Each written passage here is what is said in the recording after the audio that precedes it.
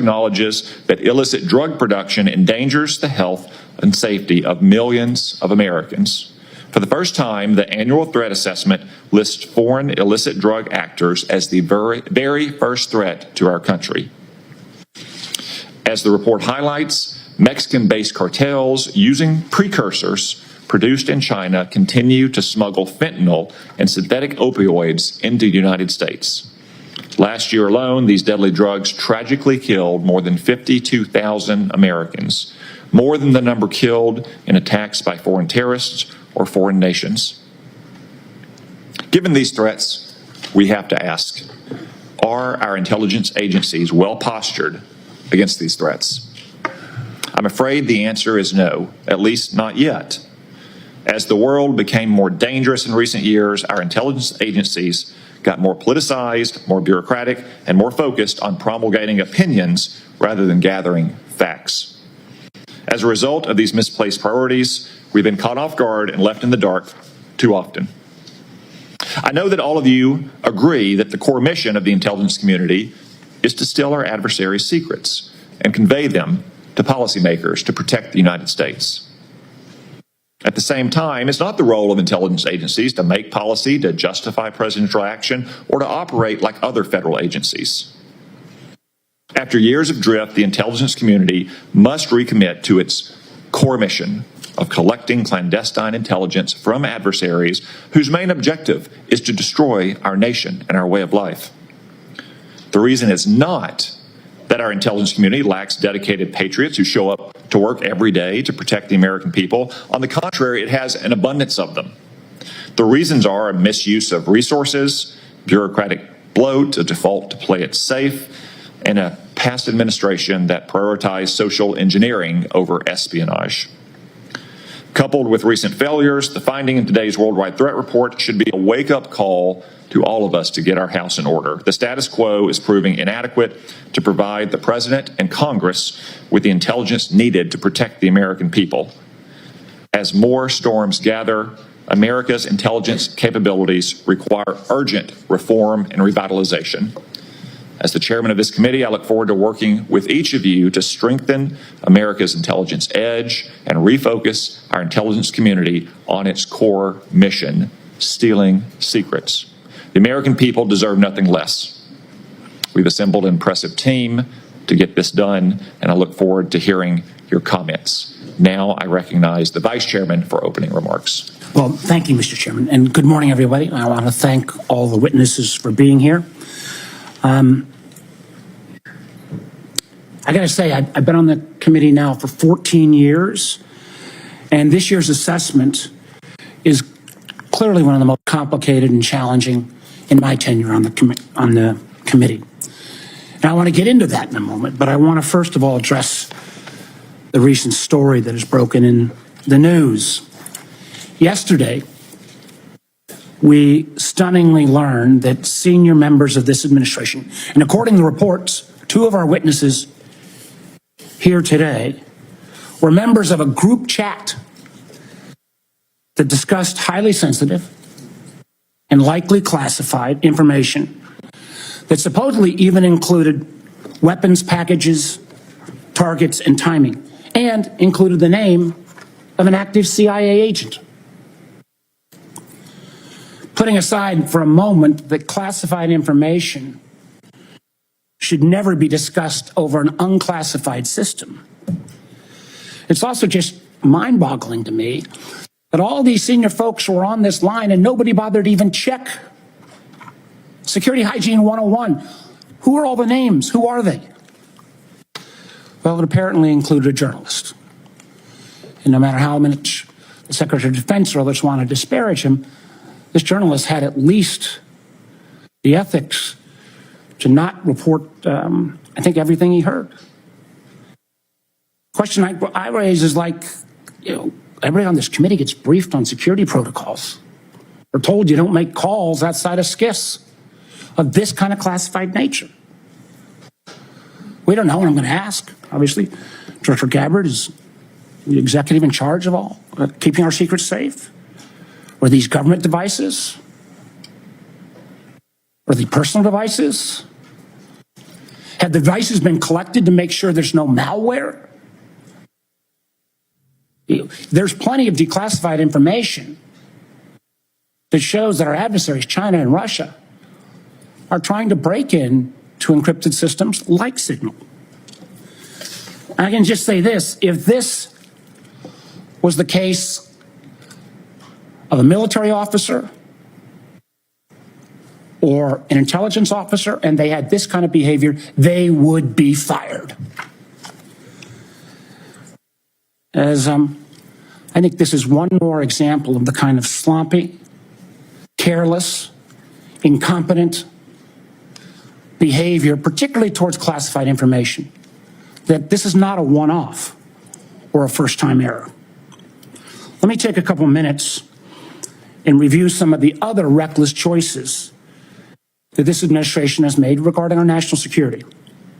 We all recall, it seems like it wasn't that long ago, but less than 2 months ago, in the first 2 weeks, the administration canceled all U.S. foreign assistance. Now, some may say, how bad can that be? It's foreign assistance.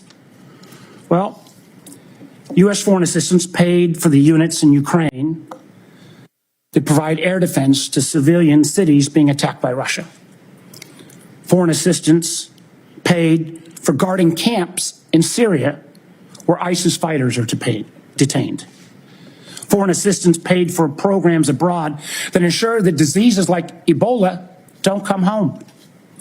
And until recently, it paid for the construction of a railway in Africa that would have helped given the United States much needed access to critical minerals in Congo.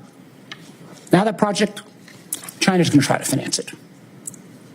As well, in the first 2 weeks, Dr. Patel, the administration fired several of our most experienced FBI agents, including the head of the Criminal Investigative Division, the head of the Intelligence Division, the head of the Counterterrorism Division, the heads of the New York, Washington, and Miami field office, all individuals who were distinctly and directly responsible for helping to keep America safe. The irony a little bit was the recently dismissed head of the Counterterrorism Division was involved in disrupting the ISIS attacks planned for Oklahoma City and Philadelphia and helped lead the effort to bring to justice the key planner of the Abbey Gate bombing in Afghanistan that killed 13 U.S. servicemen and 150 civilians. That very Abbey Gate effort was actually praised by the president in his State of the Union address. Yet the administration's response to these agents, I believe, good works and years of service, was to force these folks out. It's hard to imagine how that makes our country safer. Nor can I understand how Americans are made more secure by firing more than 300 staff at the National Nuclear Security Administration, including those responsible for overseeing the security and safety of the nuclear stockpile. Or by ousting 130 employees at FISA, the agency directly responsible for trying to take on China's Salt Typhoon attack. Again, after Salt Typhoon, I would have thought folks on that group chat might have thought twice. Or how we made safer by sacking 1,000 employees at the CDC and NIH who are actually directly working on trying to keep our country safe from disease. Or by pushing out hundreds of intelligence officers.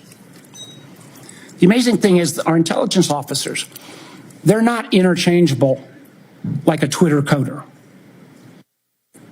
These intelligence officers, our country makes $20,000 to $40,000 of an investment just in getting a security clearance. Literally goes into six figures when you take the training involved. Can anyone tell how firing probationary individuals without any consideration for merit or expertise is an efficient use of taxpayer dollars? And just to make clear that yesterday's story in the Atlantic was not this rookie one-off, it's a pattern. I want to acknowledge Director Radcliffe was not here in his position when this took place. But again, earlier in the administration, when a non-classified network was used, thereby exposing literally hundreds of CIA officers' identities. Those folks can't go into the field now. How does that make our government more efficient? You know, again, this pattern of an amazing cavalier attitude towards classified information is reckless, sloppy, and stunning.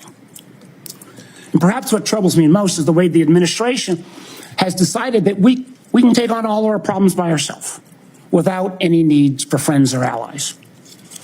I agree that we've got to put America's priorities first. But America first cannot mean America alone.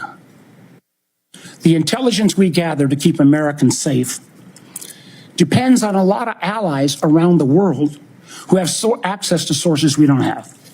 That sharing of information saves lives, and it's not hypothetical. We all remember it because it was declassified last year when Austria worked with our community to make sure to expose a plot against Taylor Swift in Vienna. That could have killed literally hundreds of individuals. However, these relationships are not built in stone. They're not dictated by law.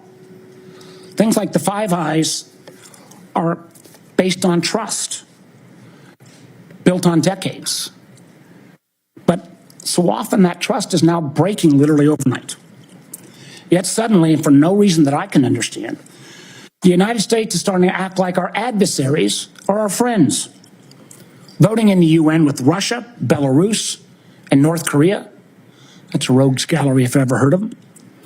Treating our allies like adversaries, whether it's threats to take over Greenland or over the Panama Canal, destructive trade war with Canada, or literally threatening to kick Canada out of the Five Eyes.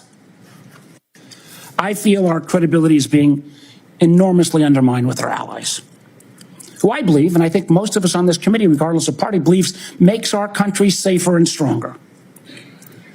But how can our allies ever trust us as the kind of partner we used to be when we, without consultation or notice, for example, stop sharing information to Ukraine in its war for survival against Russia? Or how can our allies not only not trust our government, but potentially not our businesses with such arbitrary political decisions? Let me give you a few examples. You know, as a result of a lot of work from this committee and others in Congress, we made sure America's commercial space industry is second to none. From space to launch to commercial sensing and communications, the United States has taken a record lead. Yet overnight, this administration called into question the reliability of American commercial industry when Maxar and other commercial space companies were directed to stop sharing intelligence with Ukraine. I got to tell you, I've been a business guy, I can't say longer than being an elected official, but pretty close. That shockwave across all of commercial space, and frankly, not just commercial space, I've heard it from some of our hyperscalers in the tech community, has sent an enormous chill. Who's going to hire an American commercial space company, government or foreign business, with the ability to have that taken down so arbitrarily? And it's not just in the case of commercial space. We've seen that Canada, Germany, Portugal have all been saying they're rethinking buying F-35s. I've heard from Microsoft and Google directly and Amazon that they're having questions about whether they can still sell their services. We've also seen foreign adversaries and friends take advantage of this rift in our national security areas and our scientists. Germany has already put out ads trying to attract some of our best scientists who've been rifted. And the Chinese intelligence agencies are posting on social media sites in the hopes of luring individuals with that national security clearance who've been pushed out, perhaps arbitrarily, to come into their service. So no, the signal fiasco is not a one-off. It is unfortunately a pattern we're seeing too often repeated. I fear that we feel the erosion of trust from our workplace, from our companies, and from our allies and partners can't be put back in the bottle overnight. Make no mistake, These actions make America less safe. Thank you, Mr. Chairman. Before I turn to the witnesses' hearing, I want to welcome everyone in our large audience today. I also want to note that we will not tolerate any disruptions of the witnesses' testimony or senators' questions and the witnesses' answers. You'll note that we have a large contingent of Capitol Police in the room. Any disruptions, either opposed or in favor to the witnesses, will result in prompt removal from the hearing room, and my encouragement to the U.S. Attorney to throw the book at the person disrupting the hearing. No offense, but we all came to hear the witnesses, no one else in the room. All right, so while Tom Cotton is doing the pleasantries of telling the nuts not to be nuts, to observe some sort of decorum, which we know they won't, I decided to put this on because it's really important. I understand the Democrats are doing their normal stuff where they complain, bitch, and moan for their 7 minutes, and they're not going to talk about the issue at hand. But I wanted to hear what Tulsi Gabbard, Kash Patel, and CIA Director John Ratcliffe have to say. So I put it on early so it could run. Let this go ahead and run, and let you know, I'll jump in as well. I'm going to be watching as well. At 12:30, I have an interview with Jacko Boyens. Jacko Boyens is a minister heavily involved in trying to stop human trafficking, especially with kids.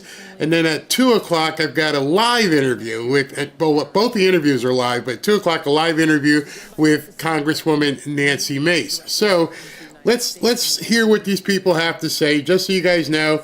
Obviously, Kash Patel, Tulsi Gabbard, John Ratcliffe, and a couple of looks like generals are sitting there as well, and they're going to be doing their opening statements.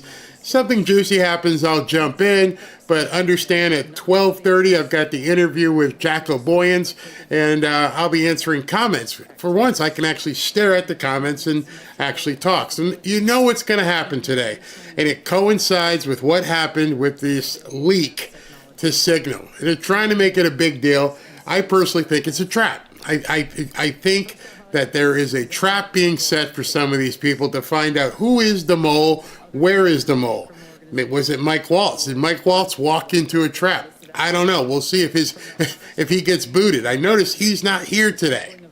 So that's kind of interesting that Mike Waltz isn't here.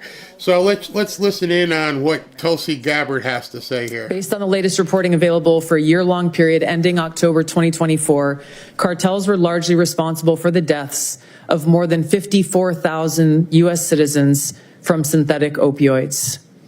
Mexico-based transnational criminal organizations, or TCOs, are the main suppliers of illicit fentanyl to the U.S. market and are adapting to enforcement and regulatory pressures by using multiple sources and methods to procure precursor chemicals and equipment, primarily from China and India, many of which are dual-use chemicals used in legitimate industries.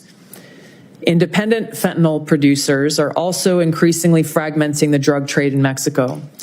The availability of precursor chemicals and ease of making illicit fentanyl have enabled independent actors to increase illicit fentanyl production and smuggling operations in Mexico. Cartels are profiting from human trafficking and have likely facilitated more than 2 million illegal immigrants encountered by law enforcement at the U.S. southwest border in 2024 alone, straining our vital resources and putting the American people at risk. Criminal groups drive much of the unrest and lawlessness in the Western Hemisphere. They also engage in extortion, weapons and human smuggling, and other illicit and dangerous revenue-seeking operations, including kidnappings for ransom, forced labor, and sex trafficking.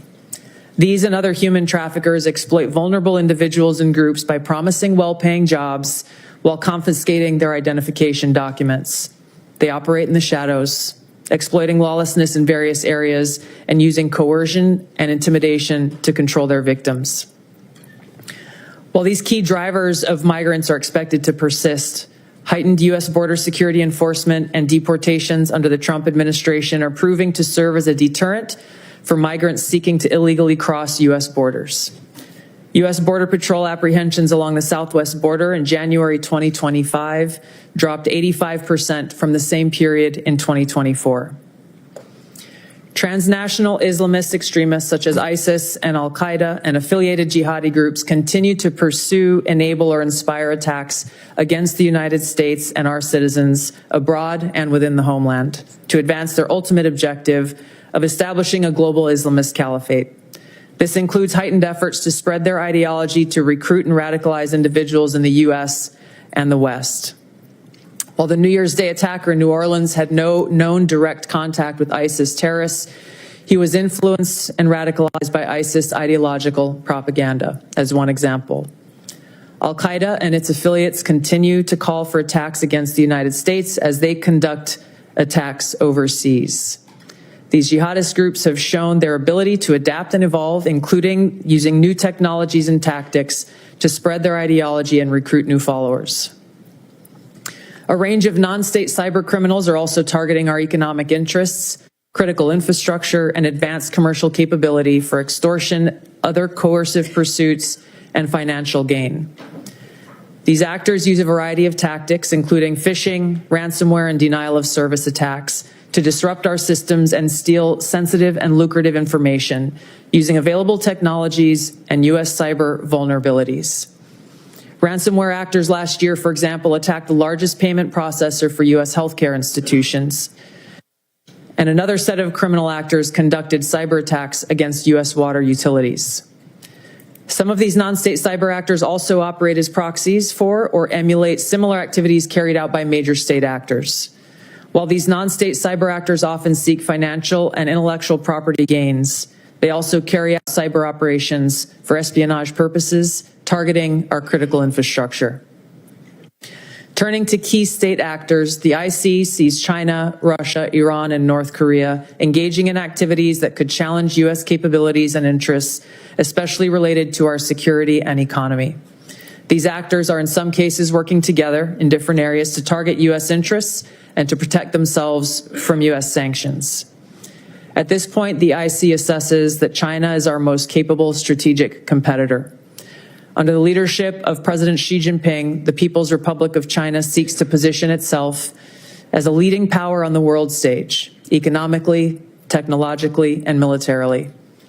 Beijing is driven in part by a belief that Washington is pursuing a broad effort to contain China's rise and undermine CCP rule. China's most serious domestic challenge is probably China's slowing economy and potential instability if socioeconomic grievances lead to large-scale unrest. Growing economic tensions with the United States and other countries could also weigh on China's plans for economic growth and domestic job creation. China's military is fielding advanced capabilities, including hypersonic weapons, stealth aircraft, advanced submarines, stronger space and cyber warfare assets, and a larger arsenal of nuclear weapons. While it would like to develop and maintain positive ties with the United States and the Trump administration to advance its interests and avoid conflict, China is building its military capability in part to gain advantage in the event of a military conflict with the United States around the issue of China's efforts toward unification with the Republic of China, or Taiwan. China's military is also expanding its presence in the Asia-Pacific region with a focus on disputed territorial claims in both the East China and South China Seas. Beijing is advancing its cyber capabilities for sophisticated operations aimed at stealing sensitive U.S. government and private sector information and pre-positioning additional asymmetric attack options that may be deployed in a conflict. China's cyber activities have been linked to multiple high-profile breaches, including last year's massive compromise of U.S. telecom infrastructure, commonly referred to as Salt Typhoon. Beijing currently dominates global markets and strategically important supply chains, for example, with the mining and processing of several critical minerals.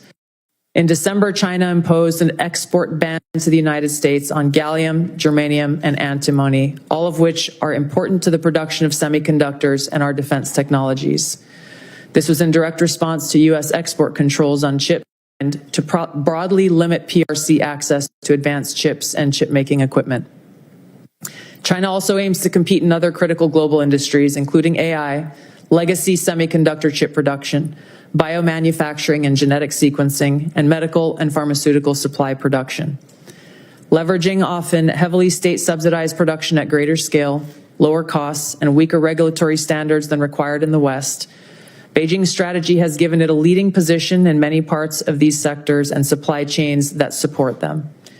In 2023, for example, China had 5 first-in-class domestic drug approvals and 3 FDA approvals.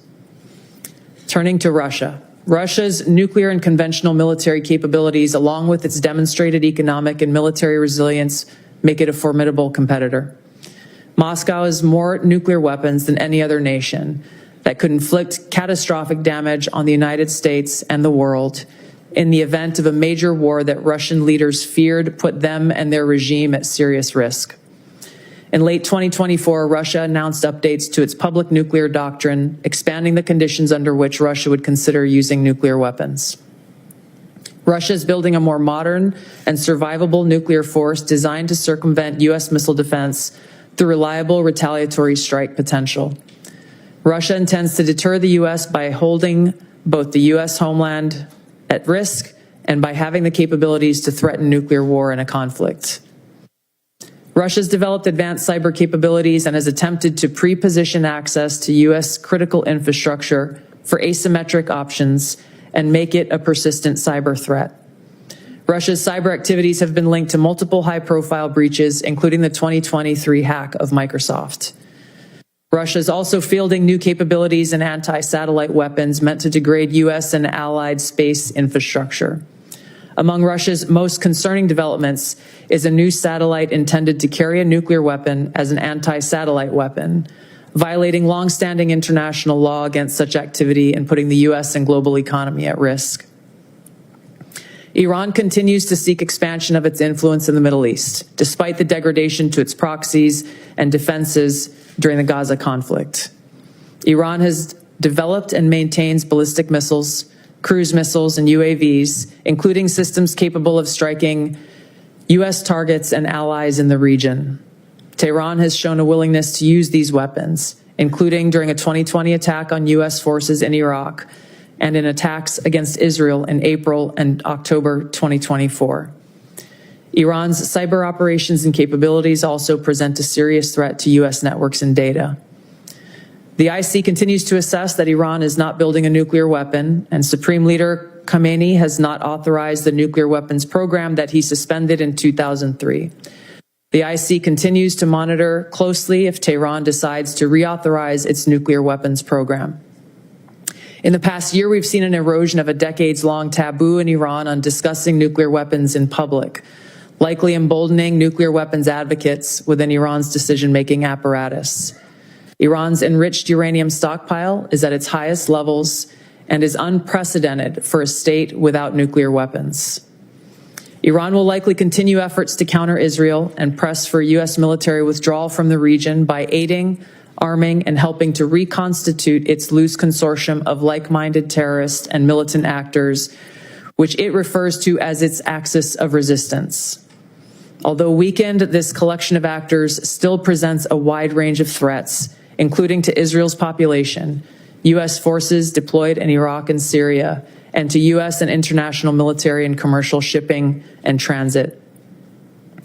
North Korean leader Kim Jong-un is pursuing stronger strategic and conventional capabilities that can target U.S. forces and allies in the region, as well as the U.S. homeland, to bolster North Korea's leverage and stature, defend its regime, and achieve at least tacit recognition as a nuclear weapons power.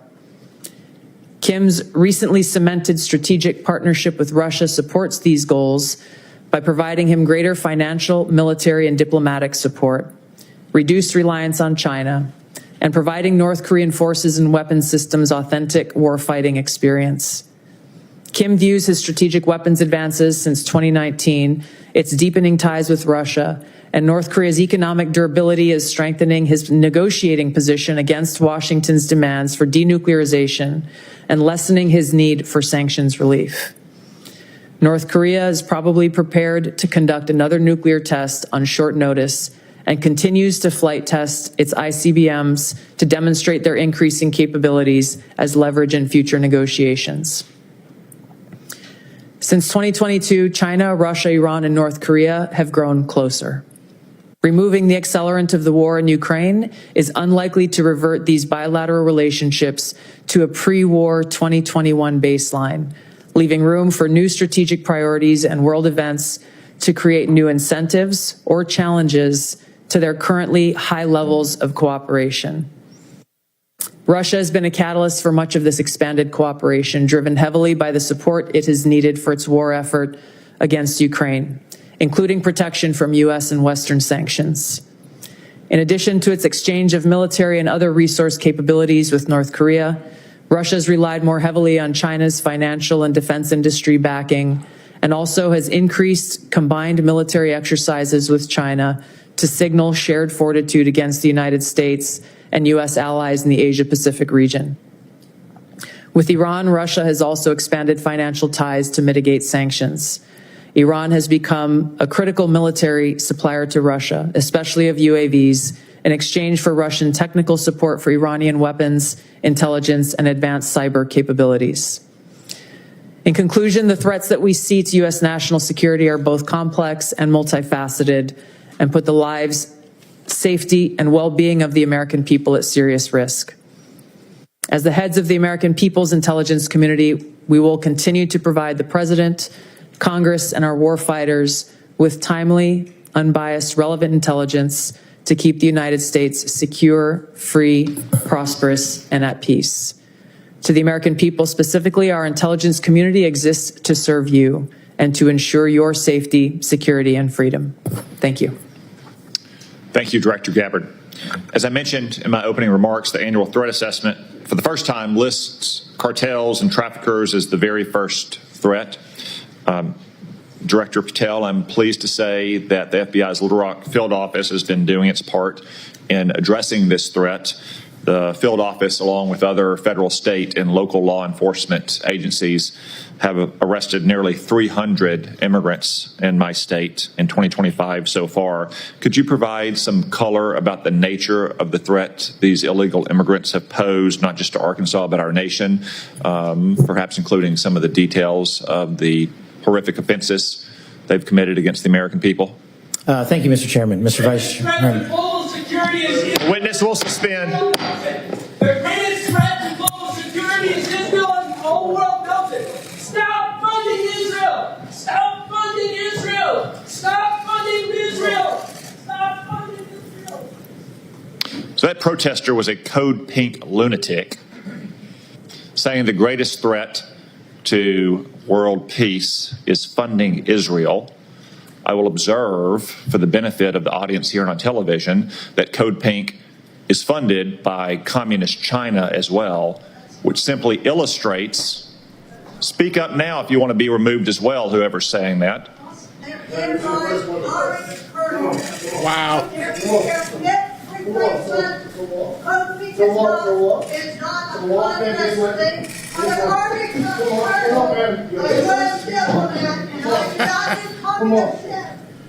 If anyone else would like to join them, speak now, please, so we don't have any more disruptions. Do it. Get them all out.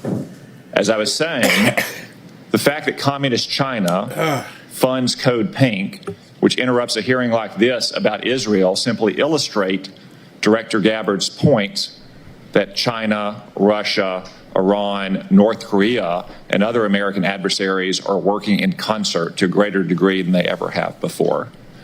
Director Patel, back to my question, could you give us some color about the threat that illegal migrants have posed, not only to my state, which has resulted in nearly 300 arrests in 2025, but also to the nation at large? Thank you, Mr. Chairman, Mr. Vice Chairman, and members of the committee. I appreciate the time to address you all. Specifically to Arkansas, Senator, the priorities at the FBI, which I identified during my confirmation hearing and since, is attacking violent crime along with national security. And every single state in this country is a border state. Arkansas is no exception. Allow me to highlight the work of the men and women in the FBI and state and local law enforcement in the state of Arkansas. Since February 5th alone, we've had 220 illegal immigrants arrested on charges varying from violent offenses, weapons offenses, narcotics offenses, and serious violent felonies. 253 separate individuals have been charged related to those offenses. And here's something I want the American people to hear about narcotics and countering narcotics. Thousands of pounds of narcotics were seized in these 3 weeks in the state of Arkansas. Thousands, worth tens of millions of dollars. Everything from fentanyl to meth to cocaine to heroin to marijuana and more. And also including manufactured drugs. The FBI does have the biggest footprint in Arkansas, but we could not achieve this mission without our state and local law enforcement partners, which has been one of the priorities since I took the helm at the FBI. They provide the greatest ground level intelligence to conduct these operations in Arkansas and in every single state across the union. Since February 5th, we've assisted with the arrest of hundreds of criminals and illegals throughout your state, and that was just a 3-week operation. Prior to that, Senator, there was a bust of 17 federal indictments relating to a meth lab in the state of Arkansas in the southwest corner of your state. All of those individuals are now facing prosecution for hundreds of pounds of illegal opioids, guns, and other illicit material. So we will continue to do that work. We will work at 6 to 7 days. Think about that. Don't look away. Don't look away. Well, in any event, I hope you guys got something out of that. And I hope you do something with the message that you obtained. I'll take some comments after I get back. Going to take a really 90-second break here. Not even a commercial. Just want to breathe. Welcome back to Fanfare with Barry Cunningham. It's kind of weird, but Deborah says, love this commercial. No, it's not a commercial. I have a bank of videos that are about the Trump different resorts in Mar-a-Lago, and it just gives me a chance to run to the boys' room or grab something to drink while I'm off camera. That's not a commercial.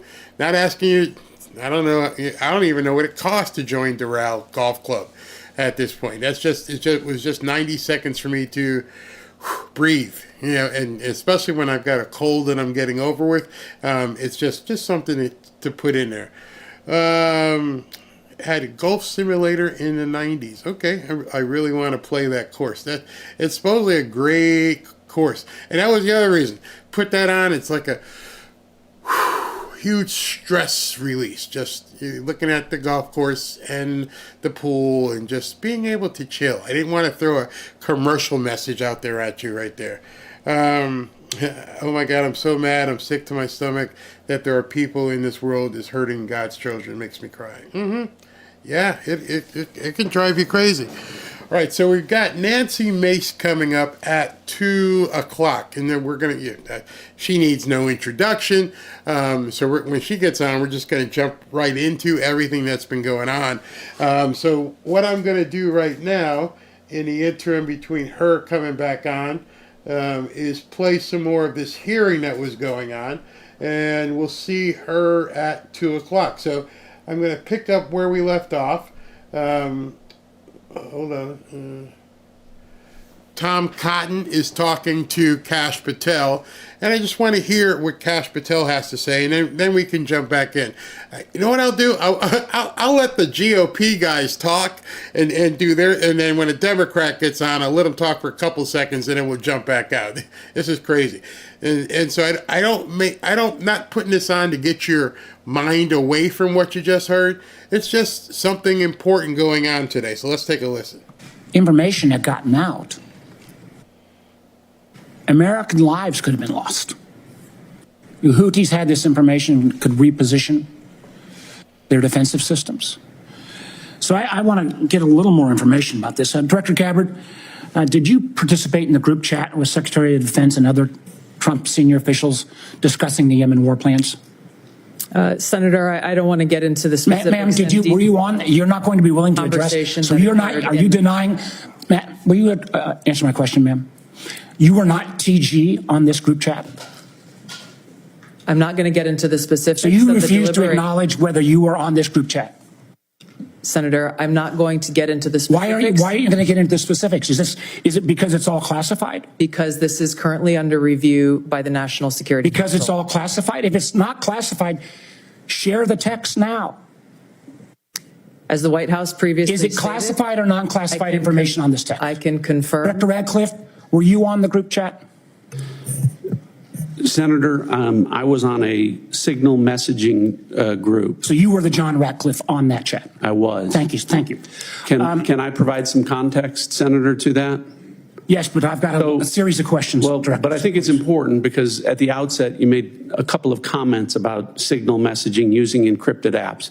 So that we're clear, one of the first things that happened when I was confirmed as CIA director was signal was loaded onto my computer at the CIA, as it is for most CIA officers. One of the things that I was briefed on very early, Senator, was by the CIA records management folks about the use of signal as a permissible work use. It is. That is a practice that preceded the current administration to the Biden administration. Director Ratcliffe, I've got a series of questions. If you're making the statement, making the statement, the signal is a secure channel. No, can I answer that? It is. I've got a series of encryption. So it is. To finish, I understand encryption. It is permissible to use to communicate and coordinate for work purposes, provided, Senator, that any decisions that are made are also recorded through formal channels. Right. So those were procedures that were implemented. My staff implemented those processes, followed those processes, complied with those processes, and finally, just please. So my communications, to be clear, in a signal message group were entirely permissible and lawful and did not include classified information. Well, we will make that determination, because if it's not classified, share the text with the committee. Let me go on. Director Gabbard, you are the security executive and set access guidelines for classified information. Did you contact the defense secretary or others after this specific military planning was put out and say, hey, we should be doing this in a SCIF? There was no classified material that was shared in that. So then if there was no classified material, share it with the committee. You can't have it both ways. These are important jobs. This is our national security. Bobbing and weaving and trying to, filibuster your answer. So please answer the question. If this was Director Gabbard, if this was a rank and file intelligence officer who did this kind of careless behavior, what would you do with them? Senator, I'll reiterate that there was no classified material that was shared in that. And if there's no classified materials, share. And then if there's no classified materials, then you can't even answer the question whether you're on the chat. This is strangely familiar, and I think my colleagues will remember, when you couldn't answer the question, is Edward Snowden a traitor? Man, I have serious doubts about anyway. Director Gabbard, I'm going to give you this. Tweeted just 11 days ago, and I'm quoting you. Any unauthorized release of classified information is a violation of the law and will be treated as such. So if this information is classified, what are you going to do? Senator, 2 points here. First of all, there's a difference between inadvertent release versus careless and sloppy, malicious leaks of classified information. The second point is there was no classified information that was on the information committee should get that information. Director Patel, my time's about out, and I'm going to use my 12 seconds that the chairman gave me. Director Patel, has the FBI launched any investigation of this? Senator, I was just briefed about it late last night, this morning. I don't have an update. I would like to get an answer by the end of the day. At this point in the ordinary course of affairs, I would recognize Senator Collins. She asked me to express to you that she is under the weather this morning. She regrets her absence, but anticipates submitting written questions to which I would request your prompt replies for the senator. Senator Cornyn. Director Gabbard, I applaud President Trump's efforts to try to bring an end to the war between Russia and Ukraine. I want to read a statement out of the annual threat assessment and just confirm that you agree with this.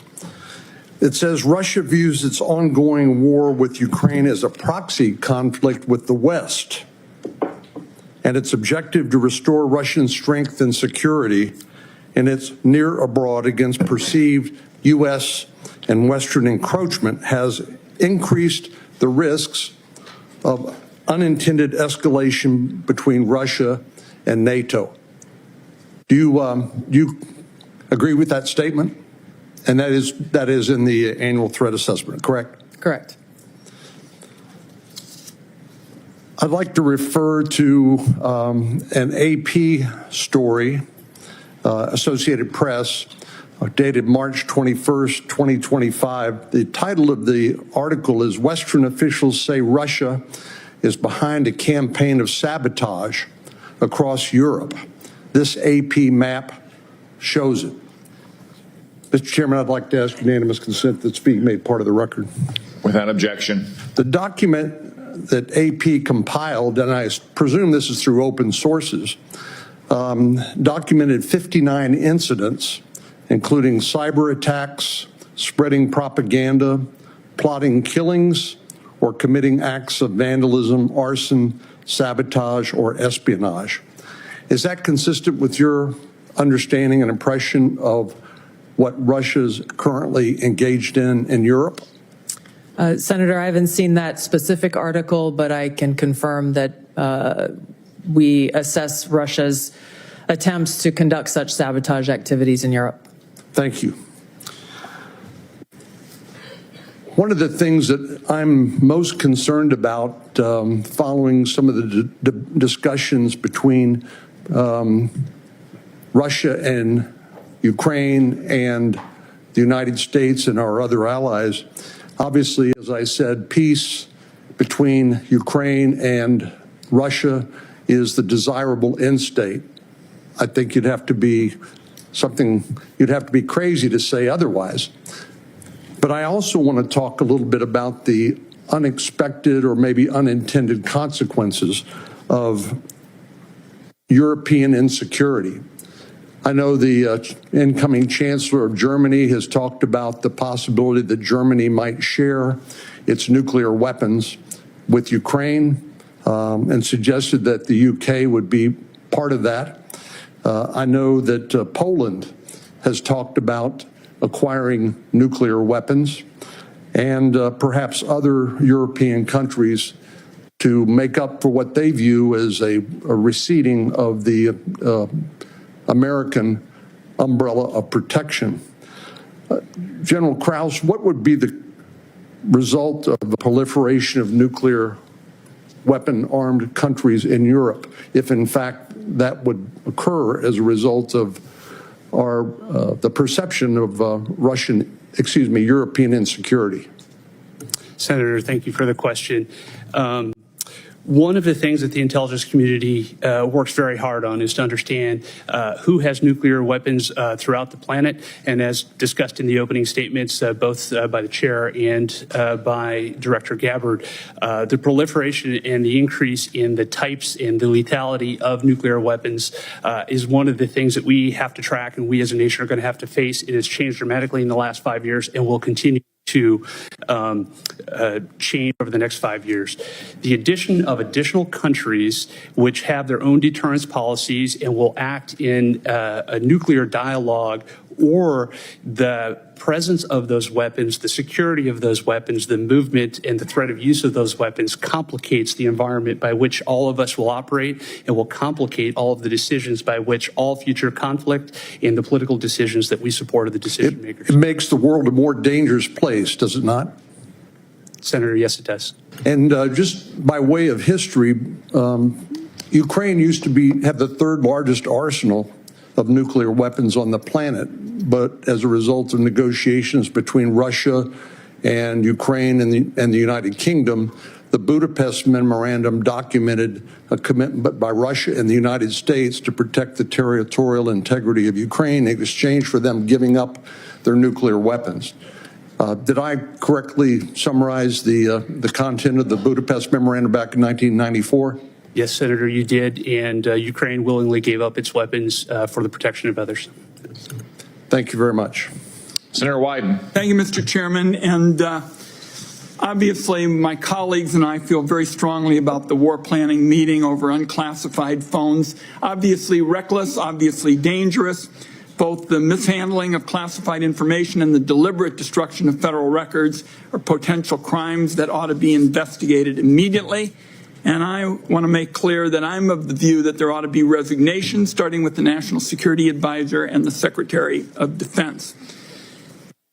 Director Ratcliffe and Director Gabbard, have you participated in any other group chats with senior Trump administration officials in which classified information was shared using phones that weren't cleared for such information? Question for the two of you. Senator, thank you for the question. I haven't, your question was, have I participated in any other group chats sharing classified information?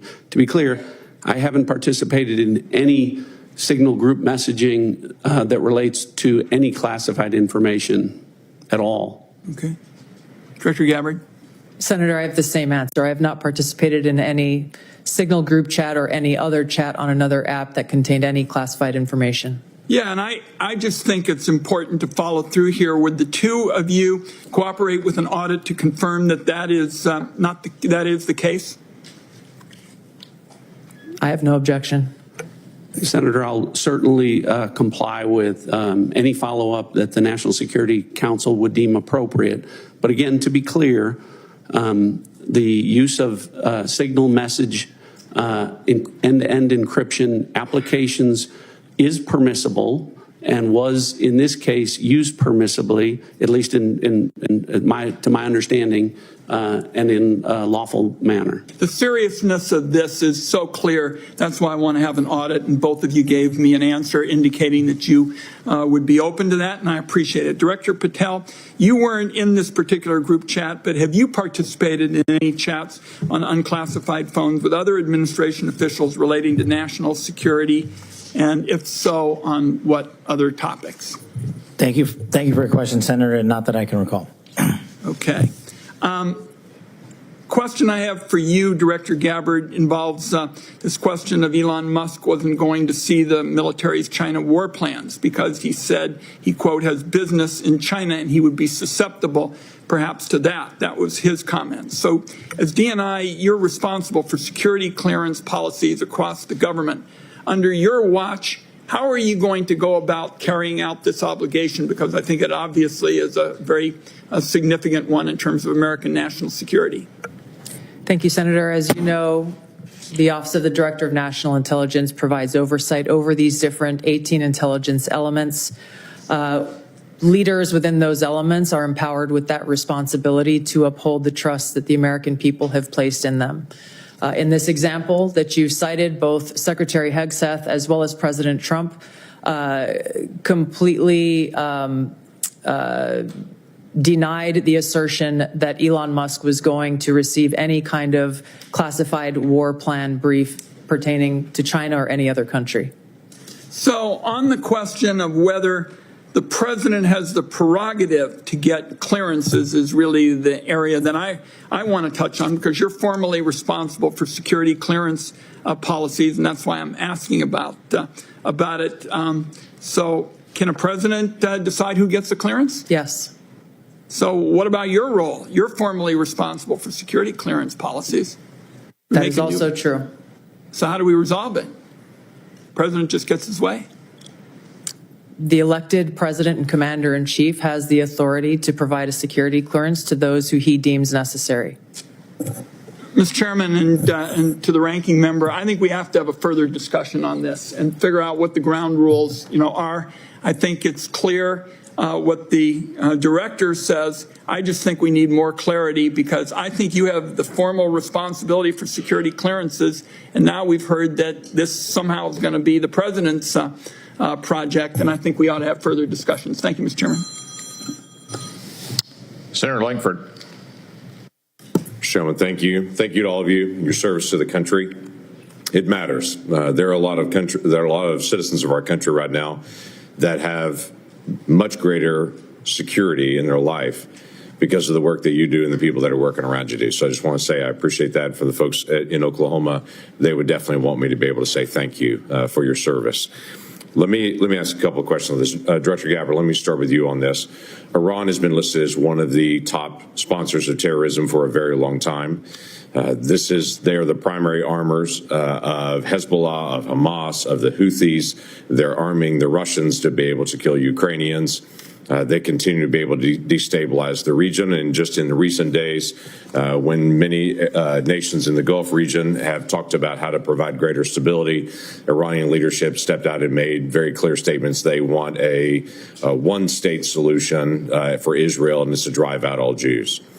So this continues to be an issue, not just for the region, but for Americans in particular. So my question is on this is the sanctions and the effect of sanctions, what we know about the Iranian response. Under the Biden administration, those sanctions will turn down, where, quite frankly, Iran has been able to sell $90 billion in oil on the global market to be able to rearm itself and all the others around the region. Now sanctions are now going back on to Iran again. What do we know about the effect of those sanctions? Thank you, Senator, for the question. These sanctions have just begun to be reinstated, so the full effects have not yet borne fruit. But the message that the president has sent with his maximum pressure campaign is certainly heard. As the chairman mentioned in his opening remarks, President Trump recently sent a letter to the leader of Iran expressing his interest in direct talks in order to try to de-escalate and to prevent war, prevent Iran from gaining a nuclear weapon, but also stated that there would be military consequences if there was no direct negotiations. So President Trump is continuing to carry out his vision and mission of peace through strength, acting in the best interests of the American people. We will see what choices are made from here. Okay, thank you. Director Patel, during the last administration and the very open border policy that they had, we had some years, including 2022 and 2023, where there were 70,000 individuals that were released into the country that were identified as special interest aliens. This is something this committee and the Homeland Security Committee tried over and over again to get details on. The Biden administration was unwilling to be able to share any of the details, and the special interest aliens led to a great amount of frustration. The comment came often back to us is that FBI is going to track all these individuals and to be able to identify them, even though it was 70,000 a year that were coming into the country. You just walked into this position and trying to get your feet on the ground in so many different issues that are outstanding on that. I raised to you the issue of individuals that are currently illegally present in the country going through a process but are listed as special interest aliens. By definition from the administration, those are individuals that we don't know their level of risk, but they're considered a national security risk, but we don't know anything else about them from there. So how are you trying to get on top of the number of people that are criminal aliens in the country, but also these special interest aliens that come from terrorist areas? Thank you, Senator. I appreciate your question. As far as the FBI is concerned, you hit on it, criminal. So we are focused across our interagency partners at DHS, ICE, CBP, CISA, and elsewhere to identify through our information sharing networks that we have stood up with state and local law enforcement to provide us the details on any criminal evidence relating to any of the individuals you highlighted. And if there's a nexus there, a case will be opened, by the line agents who predicated lawful and factual basis to do so. And we will further refer that matter to the Department of Justice for prosecution. We are reviewing all of these cases anew, and we will report back to you, Senator, with some fidelity on the outcome of that process. Okay, thank you. Are you getting good feedback from social media technology companies and cooperation from them on illegal activities that are promoted on their site? All the different sites have rules and standards for what can and can't be done on that. But for instance, in the border areas, many of the sites are allowing child trafficking, or they're allowing basically the hiring of Americans to come be drivers and such, and they know this is being circumvented. Are they working with you on that to be able to take illegal content off their sites? Thank you, Senator. And we have engaged directly at the top levels of all the private sector software communities and social media companies, and they have been very helpful because they have been told that this is a priority for me at the FBI to work with them because they have so much information to share back with us. Now, that's, of course, just on the public systems. We're not talking about the dark net. Thank you. Thank you, Mr. Chairman. Senator Heinrich. Thank you, Chairman. Director Ratcliffe, I want to start with you. Who determined that the content of this discussion on Signal was not classified? Senator, I guess I'm not. Well, for example, I can speak to my personal knowledge. There was no classified agent mentioned as part of this story. Normally, that would be classified information. So I guess what I'm asking is, did you just determine it was not classified, or was there any declassification after the fact? So to be clear, so everyone understands the process, as we talked about, Signal is a permissible use. I understand has been used that. at the CIA, has been approved by the White House for senior officials. And appropriate for many conversations. And recommended by CISA for high-level officials who would be targeted by foreign adversaries to use end-to-end encrypted apps whenever possible, like Signal. In this case, what the National Security Advisor did was to request through a Signal message that there be coordination. So you mentioned the name of a CIA active officer, correct? So I didn't mention the name. You didn't mention the name. Existence of that. And in the article, the implication was that somehow that was improper. That was not the case. So a CIA officer was not operating undercover. So the request for coordination was for a staff member to coordinate on the high side. So I communicated the name of a CIA officer not operating undercover, completely appropriate, who does openly and routinely coordinate with the White House as a member of my staff. So the intimation there that there was something inappropriate was clearly incorrect. Did it occur to you that given the sensitive nature of this discussion, that it could just move to the high side? So that was clearly, Senator, I think the intent was that this was initially set up by the National Security Advisor with the instruction that send a point of contact, and then you will be provided with information further on the high side for high side communication. So I think clearly it reflects that the National Security Advisor intended this to be, as it should have been, a mechanism for coordinating between senior level officials, but not a substitute for using high side or classified communications for anything that would be classified. And I think that that is exactly what did happen. So I'm curious, did this conversation at some point include information on weapons packages, targets, or timing? Not that I'm aware of. Director Gabbard, same question. Same answer, and defer to the Department of Defense on that question. Well, those are two different answers, but you're saying that was not part of the conversation. That's my knowledge. The precise operational issues were not part of this conversation. Correct. Okay. I want to ask you, Director Gabbard, something on a very different track here, which is I very much agree with the conclusion of the ATA that foreign illicit drug actors are a major threat in the United States, and many of you have spoken to this today. Is the IC wrong in its omission of Canada as a source of illicit fentanyl in the ATA? I was surprised, given some of the rhetoric, that there is no mention of Canada in the ATA.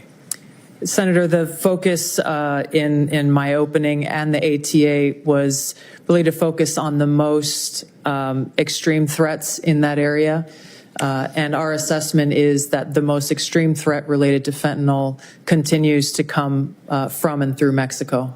So the president has stated that the fentanyl coming through Canada is massive, and actually said it was an unusual and extraordinary threat. And that was the language that was used to justify putting tariffs on Canada.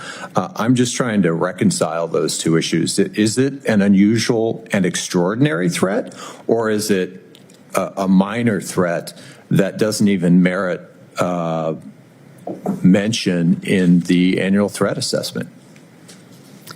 Senator, I don't have the numbers related to Canada in front of me at this time. I'd like to get back to you on the specifics of that answer. It's less than 1% of the fentanyl that we are able to interdict. But if you have different information, I would very much welcome that. Senator Budd.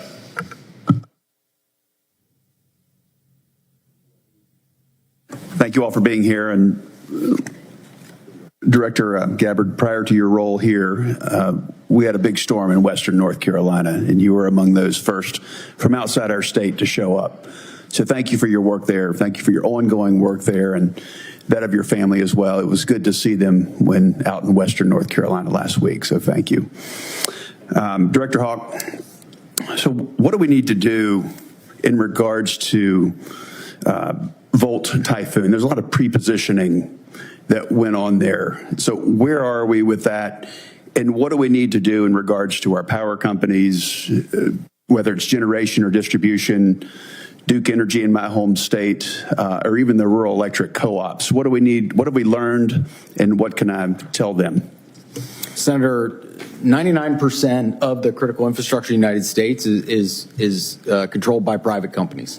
So that really drives us to talk about how do we partner with industry and with the commercial sector, in this case, the power sector.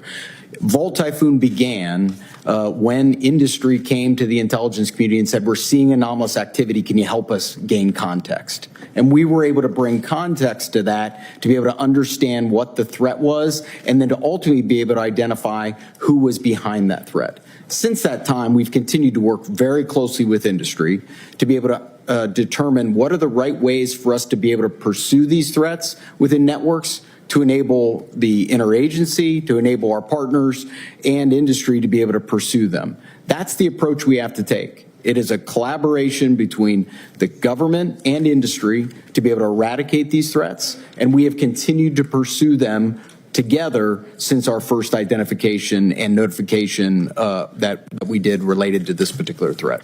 Thank you. What have you done on the offensive side here in regards to, I think there were three, Salt Typhoon, Volt Typhoon, and even Flax Typhoon. Maybe there were others, but those are the three that are known.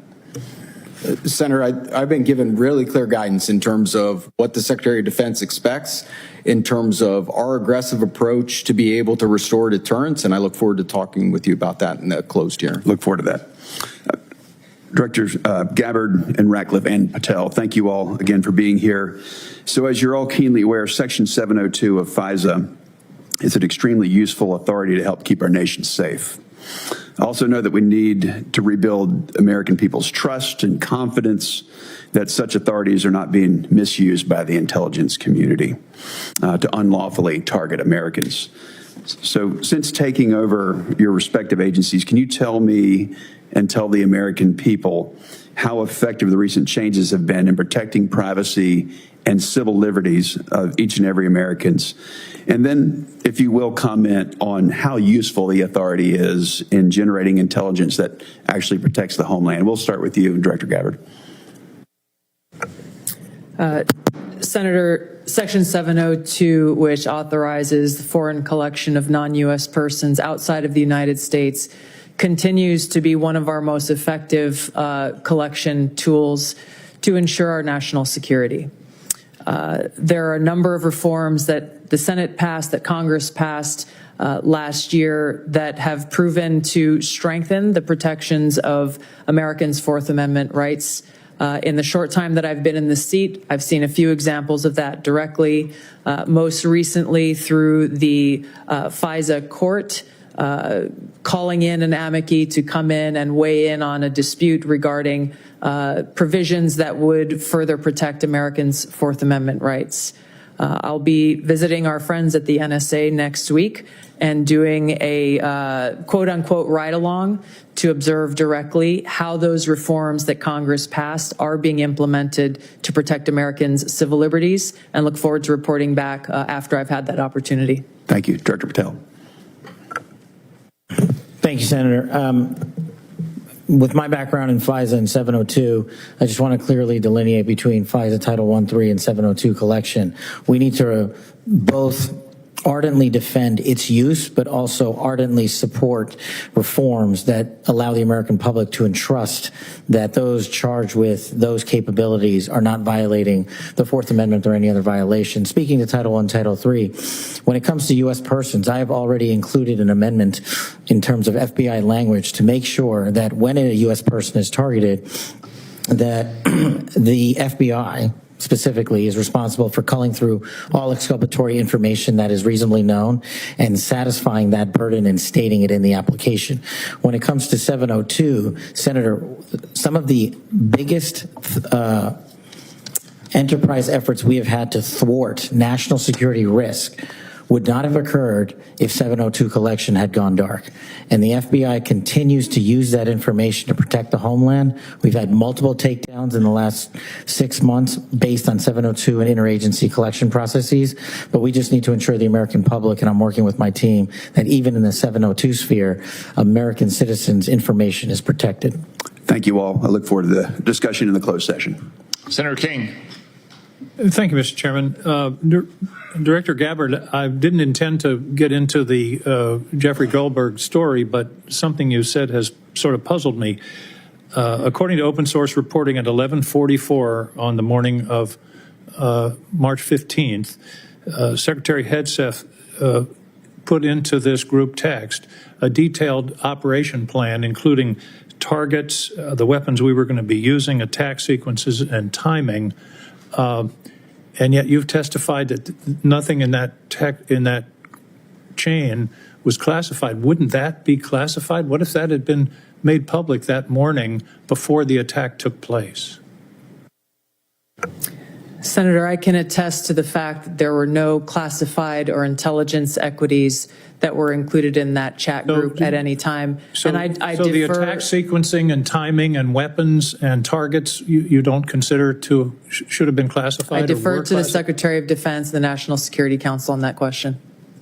Well, you're the head of you're the head of the intelligence community, and you're supposed to know about classifications. So your testimony very clearly today is that nothing was in that set of texts that were classified. I'll follow up on Senator Wyden's question. If that's the case, please release that whole text stream so that the public can have a view of what actually transpired on this discussion. It's hard for me to believe that targets and timing and weapons would not have been classified. Well, let me move on. You approved this report, this annual report, prepared by the Office of the Director of National Intelligence. Is this submitted to the White House routinely in anticipation of its public release? I don't know what you mean by submitted routinely. Was this report submitted to the White House before its release today? It was submitted to them once it was completed. I think probably around the same time it was sent to all of you. I want to move on. One note that surprised me, I've been on this committee now this is my 13th year. Every single one of these reports that we have had has mentioned global climate change as a significant national security threat, except this one. Has something happened? Has global climate change been solved? Why is that not in this report? And who made the decision that it should not be in the report when it's been in every one of the 11 prior reports? I can't speak to the decisions made previously, but this annual threat assessment has been focused very directly on the threats that we deem most critical to the United States and our national security. Obviously, we're aware of occurrences within the environment and how they may impact operations, but we're focused on the direct threats to Americans' safety, well-being, and security. How about how they will impact mass migration, famine, dislocation, political violence, which is the finding, by the way, of the 2019 annual threat assessment under the first Trump administration? You don't consider that a significant national security threat? For the intelligence community, being aware of the environment that we're operating in is a given. What I focused this annual threat assessment on, and the IC focused this threat assessment on, are the most extreme and critical direct threats to our national security. Let me ask a direct question. Who decided climate change should be left out of this report after it's been in the prior 11? Where was that decision I made? gave direction to our team at ODNI to focus on the most extreme and critical national security threats that we face. Your direction include no comments on climate change? Senator, as I said, I focused on the most extreme and direct national security threats. That's not a response to my question. That we face. Did you instruct that there be no finding in terms of climate change in this report? I don't recall giving that instruction. Final questions in a few short seconds that I have left. You all concede, and it's in the report repeatedly, about the cyber danger from China, from Russia, from Iran. Why then is the administration deconstructing CISA? 130 people fired. The General Hawk talked about the importance of public-private cooperation. That section of CISA seems to have been disestablished. What possible policy reason is there for undermining CISA's relationship to the states with regard to elections and to the private sector with regard to cybersecurity when the cybersecurity threat is only growing? Anybody want to tackle that? I won't speak for all of my colleagues here, but I don't believe any of us have any insight into those specific staffing decisions that have been made. Well, let me ask you this question. You've all found, the report has found explicitly growing cyber threats, including to elections from Russia, China, Iran. Do you believe that it's in the national interest to diminish our capacity to deal with those cyber issues? Yes or no? President Trump is focused on effects and making sure that the people that we have and the resources that we have are focused on our national security. He and his team recognize that more people doesn't necessarily always mean better effects. Those are some of the things that are driving the changes that we're seeing across the administration, is getting all of our agencies back and focused on their core mission. General Hawk, do you agree that... Senator King, your time is expired. Thank you. Senator Rounds. Thank you, Mr. Chairman. First of all, thank you to all of you for your service to our country.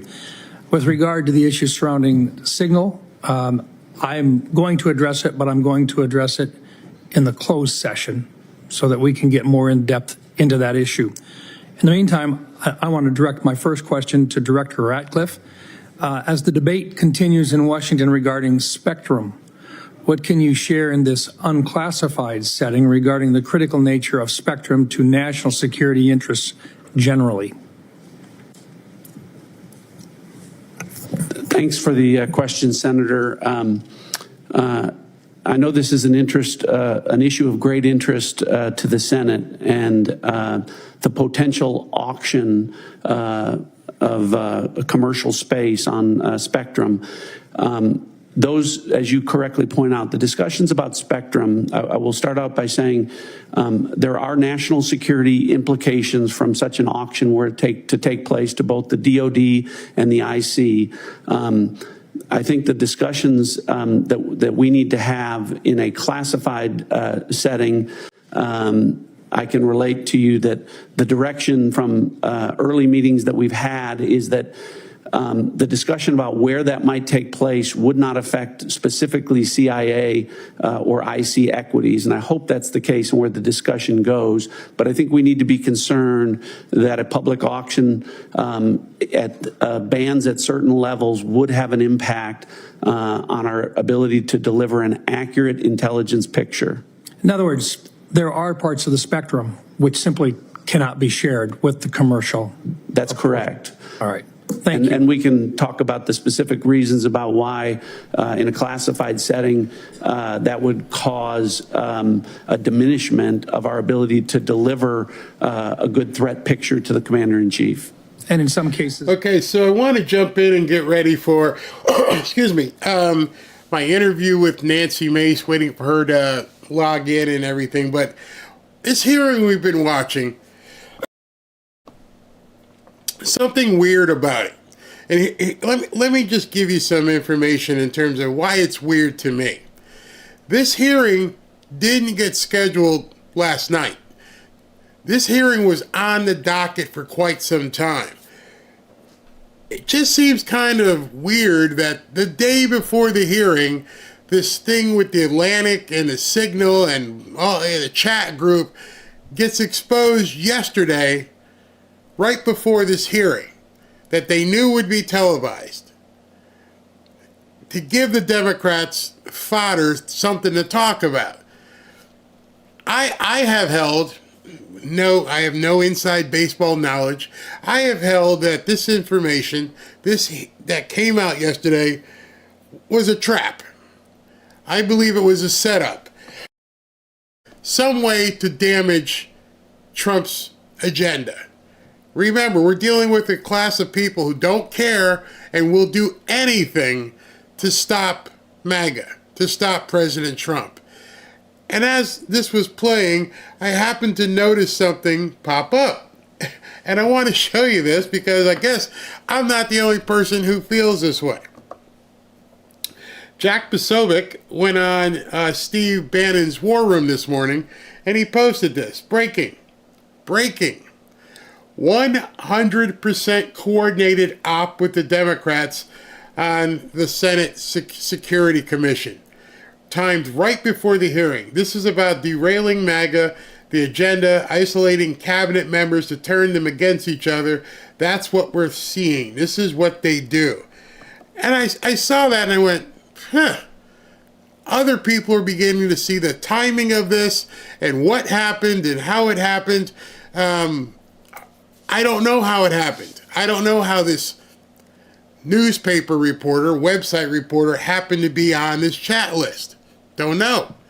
I don't know if it was some sort of setup, some sort of trap. But the interesting part about it is, one, it's going nowhere. I mean, you have to admit that it's going nowhere. And number two, other people are now talking about it and realizing this is what the Democrats do. They try. The timing of it alone leads you to believe something weird has happened. The hearing was today, and yesterday, all of a sudden, out of the blue, somebody dropped some information about being in a secret chat. Interesting. Very interesting. I know what it looks like. It looks like Tulsi Gabbard is not being able to answer some of the questions. I understand that some of what we're seeing doesn't really bode well. Hold on. I just paused it again. So we can pick up after the interview with Nancy Mace. Just seems weird. Just wonder what you guys think. But in any event, we're going to find out more. So I got Nancy Mace coming up. I'm going to set it up again like I did with Yako, which was an incredible interview.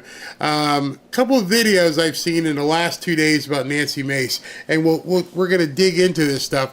In addition to that, her ongoing feud with the nut job, Jasmine Crockett, who's went a little bit too far this time.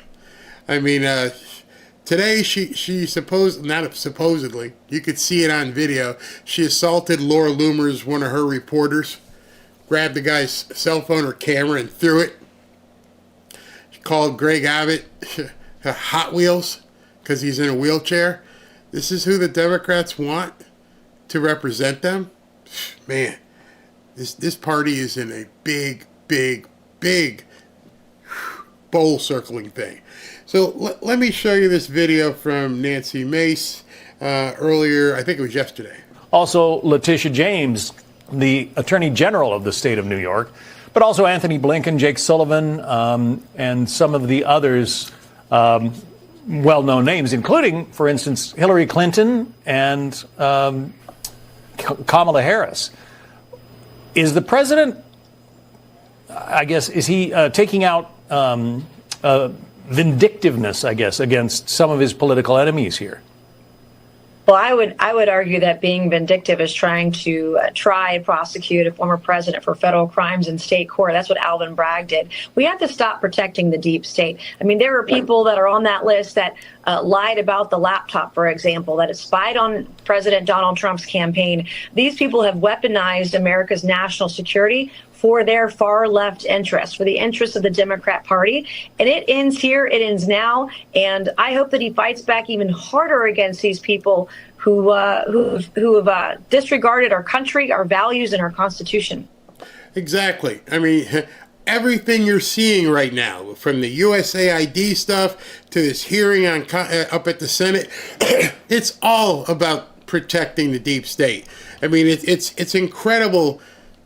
When you see it, almost, watching this thing unfold in front of you, you can tell there's some crazy stuff going on, that we're watching the last vestiges of fight in this party.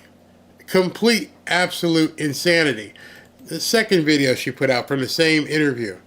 Let's go ahead and run this. Do you think these judges who have been trying to stop the president, do you think eventually they're going to either fold or be overruled by higher courts? Well, I pray that they're overruled by higher courts, but I worry because of the limited number of cases the Supreme Court takes up every year, roughly 80, that it's going to be a couple of years before we can address the situation. Now, Senator Mike Lee, has a bill he's going to file next week to try to address the judicial crisis I believe we are in right now, because these are activist judges not following the law, not following the Constitution, and not following the president, sworn president of the United States that the American people elected. See, one of the things I want to talk about, and it's something that's been on my mind lately when I watch all this stuff unfold, is I don't want to use the word crisis, because crisis seems like there's something that, we're going to figure out how to deal with this crisis.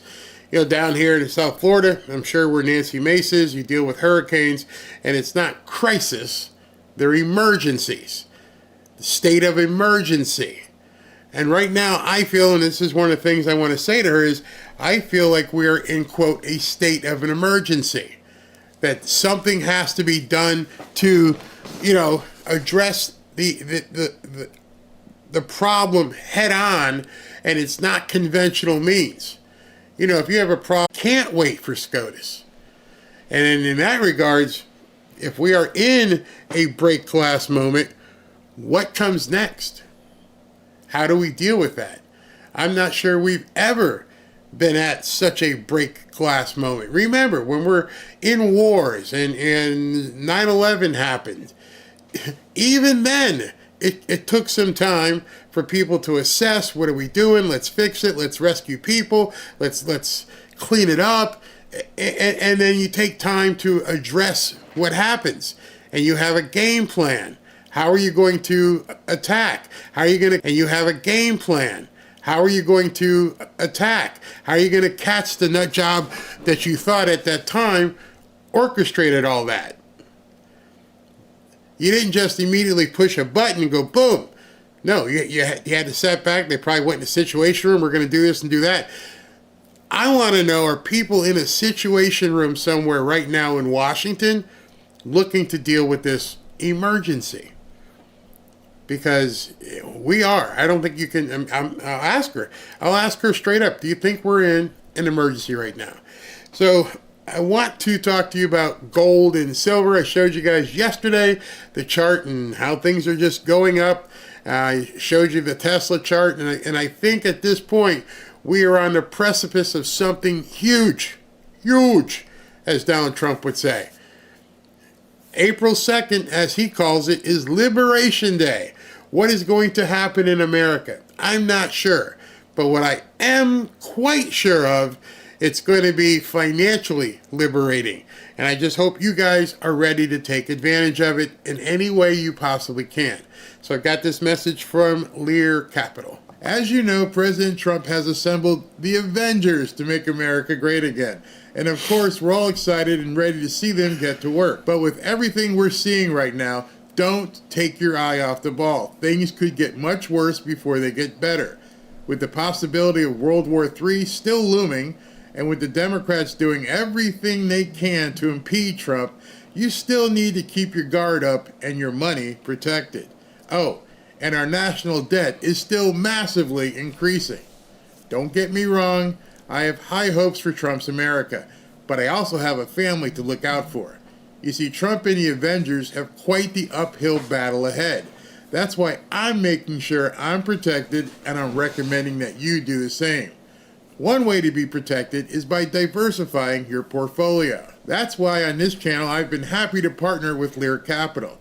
As you know, I've been involved in real estate for quite some time. And although I dabbled in gold and silver, Kevin and his staff at Lear have helped to educate me even further, especially in regards to silver. Give Lear a call today and they'll show you how easy it is to move some of your savings or your retirement account into gold and silver. Gold and silver have been proven to hold value and protect wealth for the long term. Call Lear today at 800-601-5430 or go to learberry.com to get your free gold and silver wealth protection guides. There's no obligation, just free information. Many of you have seen my interviews with Lear founder Kevin Demerit, and I can tell you this company is solid and likes to educate their customers. Just so you know, Lear has over 27 years of experience, thousands of 5-star reviews,